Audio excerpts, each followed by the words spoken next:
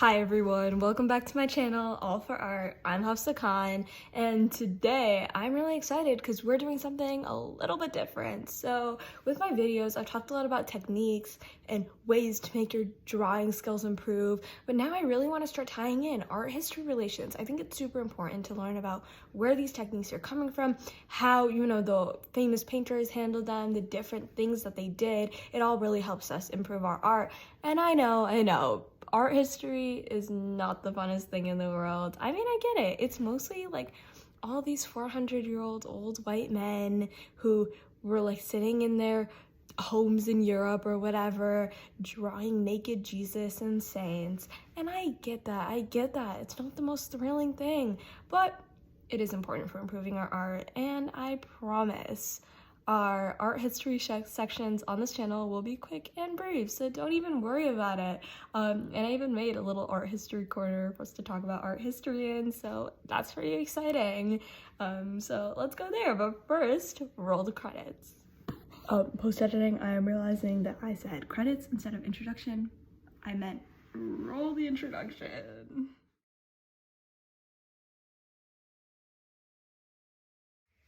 Alright, so I'm here in my art history corner, and today we're talking about classical drawing. So when you think of classical drawing, a lot of times you're going to be thinking of the ancient Greek and Roman art, as classical drawing is associated with those art styles and often includes mythology and a lot of the gods or Greek statues, stuff like that. But actually it was developed after those empires. And it's so influential to art today. It still defines most of the art techniques used today.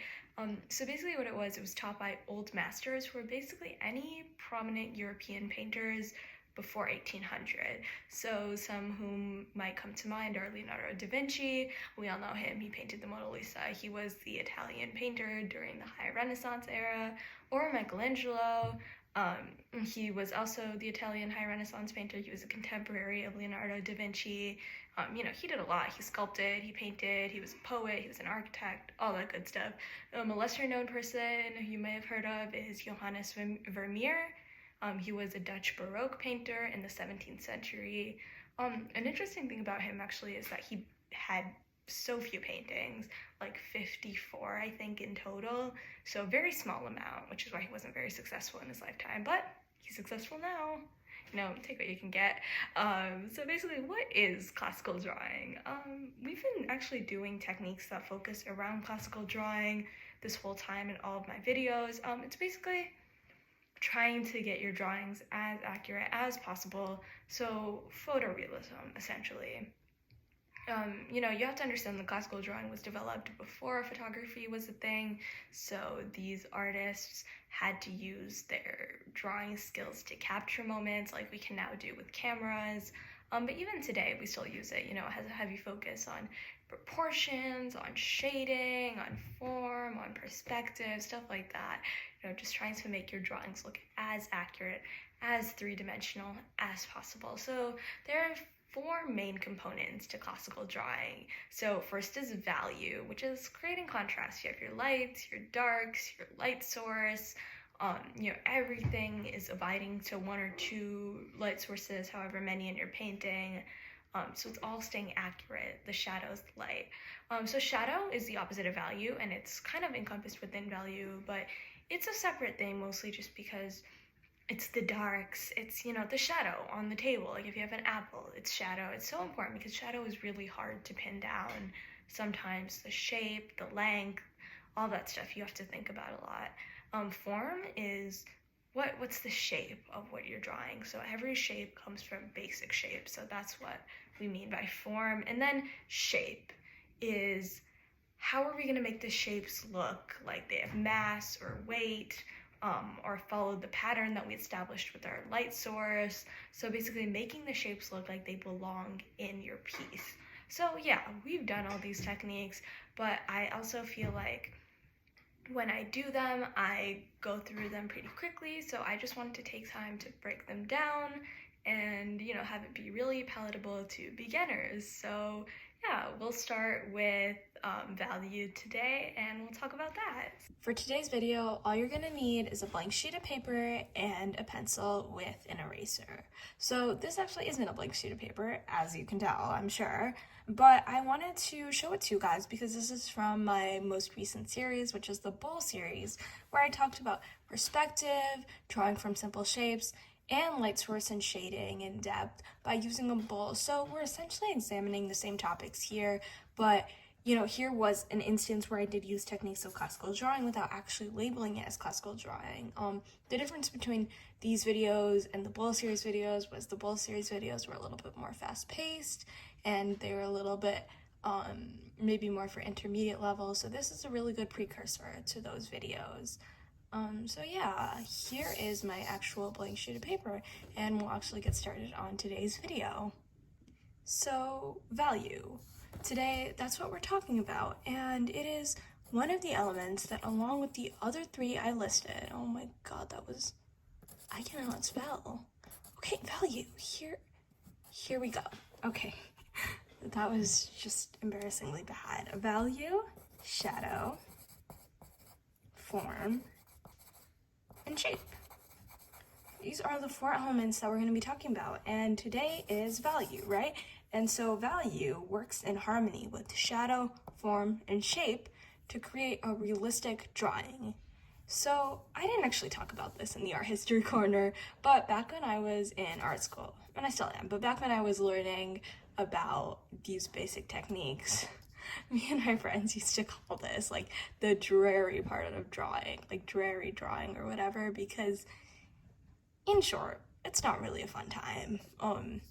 These techniques, learning them is strict, it's hard, it's a really big learning curve. You're not going to be good at it at first if you're a beginning drawer. And yeah, it's not the funnest time, but it's not to say you shouldn't learn them, because once you're good at drawing, you're gonna love it, and it's gonna be so much more fun. So, you gotta have some discomfort before actually getting to the good stuff. So yeah, if it's not fun at first, just push through. It'll be fun eventually. So today with value, we're just gonna start with a sphere. Little circle, just draw your little circle shape. And I really recommend watching my basics of drawing video. It's the first video I posted. You'll learn how to do like drawing these forms, and then I also did talk about sphere shading in there in the different parts, but I'm just going to go a little bit more into depth in it here and talk about some of the other things in relation to classical drawing. So when we're looking at classical drawing, we're trying to make this the most realistic it can be. So what that does is, for value, we get our light sources, our contrast, the highlights, all that stuff. So how is the light source going to play a part in the shadows, the darks, the lights? So if we want to just put our light source, really easy, we'll just put it like here. So this is where the light is coming down, right? So we have to figure out, where is the highlight going to be? And I always start with, where is the highlight going to be? Because when you're working on white paper, your highlight is going to be the white paper. Everything else is built in relation to the highlight, because the highlight, you can't go any lighter. Everything else, you can go darker. So where our highlight is going to be, it's not going to be at the very top of the sphere, because you're going to get a little bit of shading here, right? This is going to be like shaded, but you might get the highlight like right here, okay? And we're going to outline it very lightly. Okay, so we'll say that's where our highlight is, okay? We're going to keep in mind, keep that white and shade around it. And so then in contrast, where would our darkest part of our circle be, right? So, it wouldn't be in the middle, this is all a gradient down, and then so we would get our darkest part of our shadow right here. All right, so just shade that in, and honestly, we're gonna go darker in a little bit. I just want to establish the fact that this is our darkest part. All right, and that makes sense because it's the farthest away from the light source. Okay, so then how are we going to bring this up to this in this amount of space, right? So you got to work with the gradient. And again, I talked about this in my basics of drawing video, but to get that gradient, you're going to start by pushing really hard down. This is how dark your shadow should get, really. Then you're going to push a little bit lighter, right? See, look at how nicely that blended into it. So now we're just pushing a little bit lighter on the pencil, a little less pressure, and now we can go even lighter. Right, and it's tapering off into the white of the highlight. So essentially, this is what you want to do. It's all about the pressure, right? It's just different. And that's the beauty of pencil drawing. It's super easy. You don't have to work with different colors. All about pressure. So here with the shadow, we can go even darker. We can press hard. We want it to get to this color. So we're pressing really hard to get there. Right, okay, so now let's just say that this is good. We just established a baseline shadow. And notice I did leave a little bit of white in this area that I didn't shade, and I will talk about that in a little bit. But first, let's talk about our midtone. So if this is our dark, we need a midtone, because basically all drawings you're gonna have are gonna have a dark, a midtone, and a light. And usually you'll have in-betweens, you kind of have something walking line here to use in the middle. You'll combine these colors, especially in painting. Obviously right now we're only working in monotone, but when you get into painting, you'll have different colors or even pastels, anything to work with color. This gets a little bit more complicated, but for now, here are our midtones, and this is our dark, this is our medium, this is our light, and then we'll have like our highlight, right? So the highlight is just like another color there. So let's just say this is our palette, right? So what are we gonna go into? Now actually we need to go into the midtone, but the reason that we have this middle tone here is because we can't just go straight into this. It's not gonna work, right? Here with this gradient, you'll kind of see this color, and then you'll see a little bit of this color here before we actually get into this color. So that's really important because it blends into it. We can't just, all right, for example, if I just did this, which is kind of like the color of our midtone, right, it's not blending super well. Even though I get that sometimes it's an artistic choice to get this photorealist aspect, we need it to blend, right? Because we're not just having these harsh lines in real life. So this is where this nice midtone comes in. Right, so we're just going to do a little bit less pressure than our dark tone. So if our dark tone was pushing down this hard, we're just going to do a little bit less. And since we have this midtone established, we're going to kind of go right up into it just to get rid of this harsh line. We're going to do the same, right up into it, just to get rid of that harsh line. Okay, great. So now we just kind of have everything established. You can just go back, smooth some things out. Clearly this is a rough work, but it's okay because we're just learning about value. All right, so now that we kind of have that established, it's blending in nicely, we're gonna go right into our midtone. Here, so our midtone is a little bit lighter, right? So it's this color. How much are we gonna put our midtone? How much do we do this before we get into this color, and then this color, and then the highlight? So the highlight's here, right? So you would get this color right around the highlight, and then you would get this color, right after that. So we just kind of have to think about it in terms of where are we starting this lightness? So as we go up, again, it's a gradient, so it's just gonna keep on getting lighter. So, I feel like this is a pretty solid amount of midtone. And now we can just start getting a little bit lighter. Obviously, we still want to keep it pretty dark. I don't think we're quite into the lightness yet. Again, remember to blend, use your in-between tones. It's all about the pressure. Okay, so now as we're nearing the highlight, we're getting a lot lighter, right? Because the light source is more directly hitting these parts.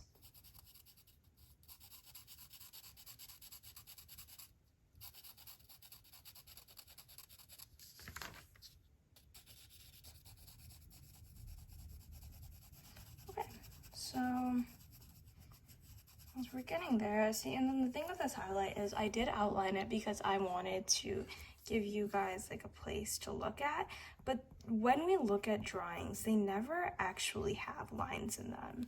For example, you're never gonna see like this hard line here, because whenever there's a line, it's not actually a line, it's a dark against a light. So here we just have like our light value. And whenever there's a line, it's basically just a shadow, and then there's light here somewhere. So we don't ever want to deal with lines that aren't shadows and light, because those just don't happen in real life when we're talking about classical drawing. And here's another fun technique we can use. I mean, it's not really fun because it gets your hands all kind of gross, but you can just kind of blend out with your finger a little bit. You know, obviously things in real life are a lot smoother, so when you blend with your finger, you're getting a little bit more of a realistic effect. And here I'm re-erasing my highlight. We always want to make sure that the highlight is staying that white, because again, it messes up everything else if our highlight isn't white. You know, because everything is in relation to the highlight. Okay, so I just kind of blended it out with my finger a little bit, and it gets kind of rough if you're not using like an actual blender. They do have those, it's like rolled paper and stuff. I mean, I kind of don't like them because I feel like the texture gets kind of weird. So I just end up using my finger. It's more convenient anyways. I don't know, some people use tissue paper though. Again, it's a texture thing and I don't like it that much, but each to their own. Okay, and then here I'm kind of noticing that I'm losing a little bit of my dark, so I'm gonna go back, reestablish that, reblend. Right, and then here I want to come up with the mid-tone a little bit more. You know, realistically the mid-tone would come up a little bit more, so just gonna do that. Okay, and then here is our sphere. Yeah, it's pretty dark over here, so I can just come in and fix that, erase it a little bit, and then blend it out. If you're feeling like your value is getting a little too dark, just take your eraser, go over it. Especially if it's already blended, it does get a little bit tricky, but take your eraser, just go over it lightly. You know, we're not erasing, we're not doing a very hard erase. We're just going over it lightly, and then we're gonna reblend it when we're done to get rid of these eraser lines. Okay, nice. So, and then back here, again, remember, you're just having your very light tone in the back behind the highlight. And this just helps give it more dimension and more shape, which is really important.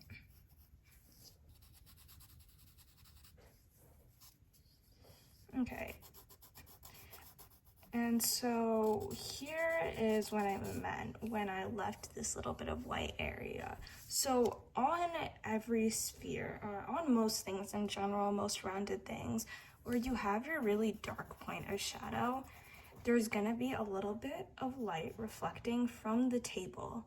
It's gonna bounce up and create this rim light is what we call it. So it's gonna be this little sliver of highlight, and it's usually not as light as the actual highlight. You know, maybe we're talking this tone or this tone. But anyways, it stands out against the dark of the shadow, right? And it just adds dimensionality, right? Because we see it on everything, even if we don't actively notice it. The light of the table is there. So it's kind of like that. And just blend it out as you please.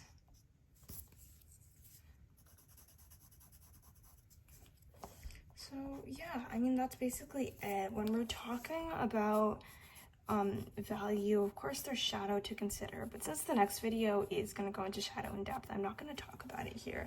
Just remember that a shadow is going to be here. You cannot forget the shadow. It's going to make your figure look like it's floating, right? We need to ground it. But yeah, and I think the other thing that I wanted to talk about was, again, no lines. When we're talking about value, it's all value. Classical drawings are all value. They're not rough lines. You know, see, if I had this line and it's a line here, what it is, like I showed here, it's something with dark shading here, whatever that is. Excuse my scribbling. Something like that against a light. So if I just had a part of a cube or just a part of a square, I don't know, I just had a square on my drawing, and this side was very light. I'm not going to just keep this line to show that this line exists. What it is I'm going to make the background shaded. Like here, the background is darker to show that there's this line here. There's this part of light here. You know, all the way around. Like here's this light, and this light is established by this dark in the background. So you just have to keep that in mind. right, we don't want to just let our highlight, especially if it's at the very edge of an object, just be hanging there. But this line is created by shading in the background. So yeah, that's basically what I wanted to talk about for value. Let me know if there's any questions, and we'll start with shadow next time. Thank you so much for watching.